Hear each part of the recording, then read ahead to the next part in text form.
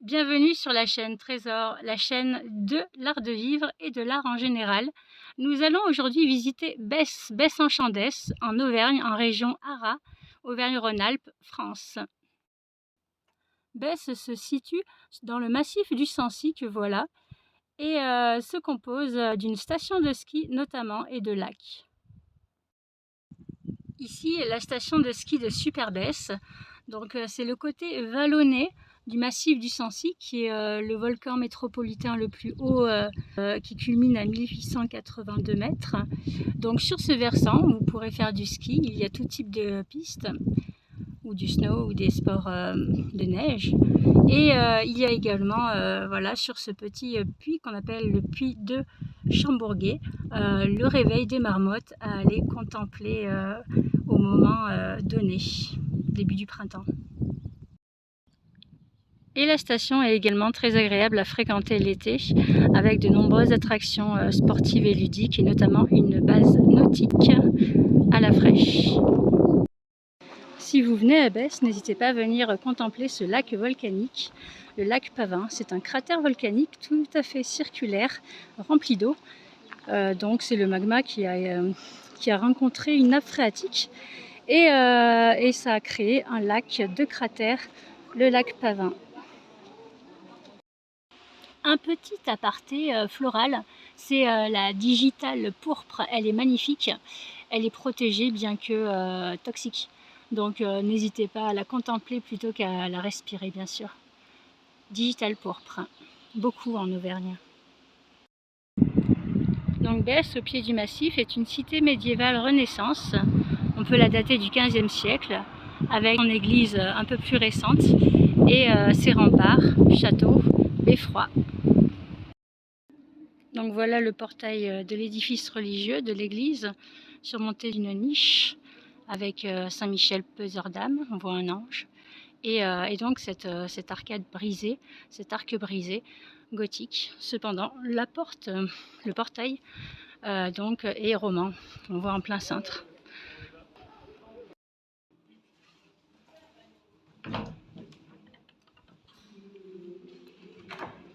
À l'intérieur, donc, on voit le basalte très présent. Nous avons 3 nefs, un collatéral de chaque côté de la nef, avec des arcs en plein cintre, majoritairement, et outrepassés également.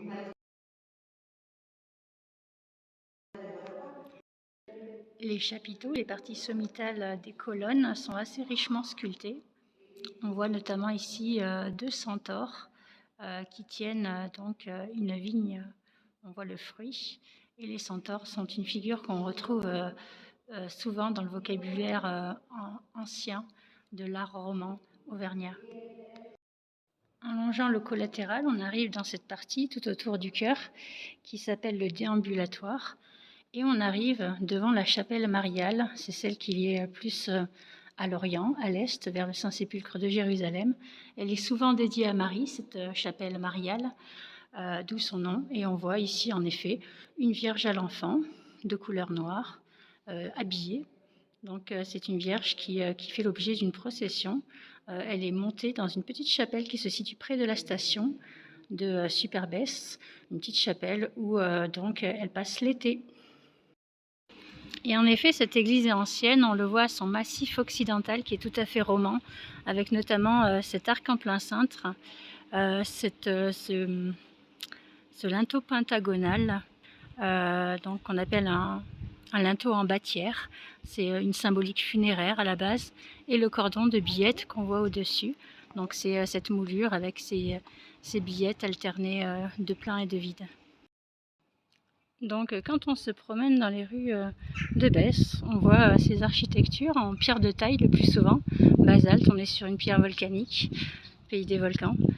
Et il y a de nombreuses échoppes, de nombreuses boutiques dans ces architectures quasi Renaissance. Donc la Renaissance, c'est le XVe siècle. Ici on voit une tour un peu plus ancienne. Alors pour en revenir au linteau en bâtière, voilà pourquoi un linteau en bâtière c'est funéraire. Apparemment, à l'origine, le linteau en bâtière, ça représente le couvercle des cercueils mérovingiens. Donc les mérovingiens, c'est le 5e siècle. et ils étaient de forme un peu triangulaire comme ça. Ici, une très cossue maison avec des meneaux, hein, c'est ces croisillons en pierre qui sont souvent attachés à l'architecture des châteaux dans les fenêtres. Et un arc ici d'échoppe. De chaque côté, il y avait les volets où on triait sur le volet la marchandise. On voit aussi cette remarquable porte avec un blason sur lequel il devait figurer à l'origine des écussons qui ont dû être effacés. Souvent, ça s'est effacé pendant la Révolution française, étrangement. Et donc cette maison était celle de Marie-Louise Legros, qui était une résistante. Donc Besse c'est vraiment entouré d'eau. Le réseau hydrographique en Auvergne est très très dense, c'est le plus dense de France d'ailleurs. Donc il y a des fontaines un peu partout et des ruelles, toutes aussi belles les unes que les autres. Cette cité est exposée à la neige en hiver, c'est pour ça qu'on trouve ce genre de mobilier. Ici un traîneau qui a été monté sur des roulettes, mais un authentique traîneau, près du musée du ski. C'est le plus ancien musée du ski de France. Donc là on voit un œuf, voilà, dont le même est à Courchevel d'ailleurs. Et donc ce musée du ski est accessible toute l'année quasiment. Ici la maison de la reine Margot, donc de la grosse pierre de taille volcanique, assez ancienne. Des parties sont Renaissance, mais certaines sont plus anciennes. Et donc la reine Margot aurait en effet séjourné une nuit ou deux à Besse. On trouvera la fraîcheur à Besse, dans ces ruelles ombragées, avec de nombreux produits du terroir. Bien sûr, l'Auvergne, c'est le fromage et les charcuteries également, les produits d'élevage animalier. Aussi des sucreries nombreuses, notamment les Fouasses.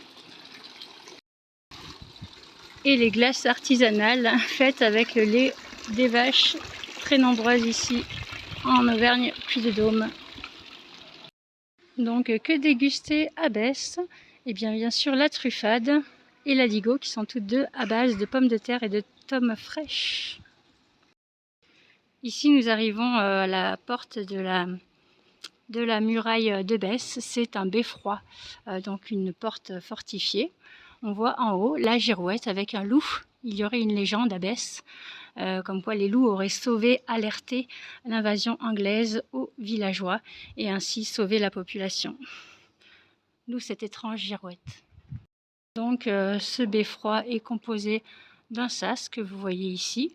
Tout est cerclé de murailles. Il y avait donc dans cette feuillure là que l'on voit ici, eh bien la herse qui s'abaissait pour sécuriser le village à cette période médiévale, les Anglais. Donc on est au XIIIe siècle.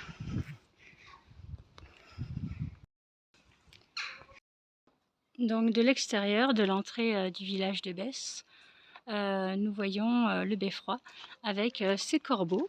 On voit notamment un blason au-dessus, un blason dont les armoiries sont effacées, mais dessous il y a des corbeaux. Donc qu'est-ce que ces corbeaux? C'est ces pierres en encorbellement comme ça qui dépassent du mur, et on voit qu'il y a une ouverture, donc ce sont des machicoulis. C'est par là qu'on faisait descendre des projectiles pour sécuriser la porte que l'on voit ici. Donc l'entrée du beffroi de la cité médiévale de Besse.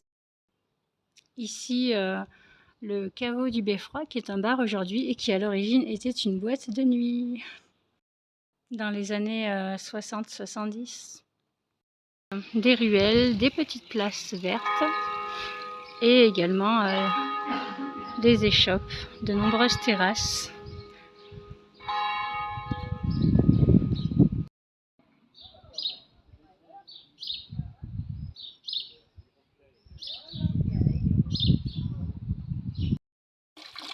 Il y a également autour de Super-Besse et de Besse des randonnées assez agréables à faire, notamment autour des lacs, au bord des cascades et aussi le Sancy-Tour. Donc c'est une série de randonnées très agréables.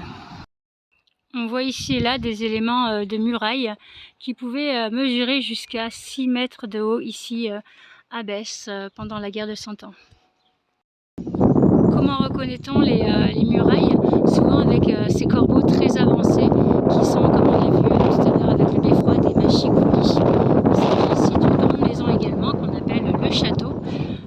On le reconnaît à cette tour à droite qui la flanque et cette fenêtre à meneaux qu'on appelle le château du bailli, car c'est le bailli qui se trouvait ici, donc chargé notamment de la sécurité et de l'administration de la cité. Ici l'église. Auprès des remparts, comme dans toutes les cités médiévales, il y a le jardin clos. Le jardin clos du rempart, en l'occurrence, on voit ici ces carrés de bois qui renferment notamment des aromates, des senteurs, des légumes potagers et floraux. Et vous l'aurez compris, la visite de Besse, c'est vraiment une expérience des sens. Ici, pour l'entrée de la poste, un linteau gothique flamboyant avec des feuilles d'acanthe. Ici, une curieuse maison dont on voit l'entrée surmontée d'une baie en plein cintre avec à la manière néo-antique et un petit oculus au-dessus, surmontée elle-même d'un petit tympan. Ici, une autre curiosité, ce manoir. Donc on voit un manoir qu'on appelle le manoir de Sainte-Marie, avec des éléments architecturaux très divers et variés de toutes les époques. Il aurait été construit avec ce qu'on appelle donc des éléments importés, spolia. Donc les spolias sont des éléments, c'est de la spolia, c'est des éléments importés et qui constituent cette maison tout à fait originale. Donc des éléments importés de Besse en tout cas, qui proviennent du patrimoine lapidaire de pierre, de Besse. Et en face, on voit ce monument commémoratif. J'aime bien faire place aussi à ces monuments qui ont toute leur place en histoire de l'art et dans le savoir-vivre, dans l'art de vivre, puisqu'ils commémorent notre passé qui fait notre force au final, si on sait retenir les expériences de l'histoire. Donc on voit notamment des palmes ici, palme de la foi, et une branche de chêne, donc c'est pour la force. De la maison Sainte-Marie, l'hôtel de la Providence et de la Poste, un hôtel privatisé par la famille Michelin à l'époque où Besse était une station de cure d'air de montagne. Si vous cherchez un mélange d'architecture et de nature en parfaite symbiose en Auvergne, eh bien c'est ici qu'il faut aller, c'est à Besse. C'était une visite de Besse en Chandesse, Besse Sainte-Anastaise. Comprenez tout simplement Besse avec Trésor, votre chaîne de l'art et de l'art de vivre. Je vous souhaite de merveilleuses visites, de belles balades, de belles découvertes. Plus on en sait, plus on s'amuse. Et n'hésitez pas à demander votre livre gratuit Sérénité et bien-être. Lien dans la description. Que du bonheur et à bientôt!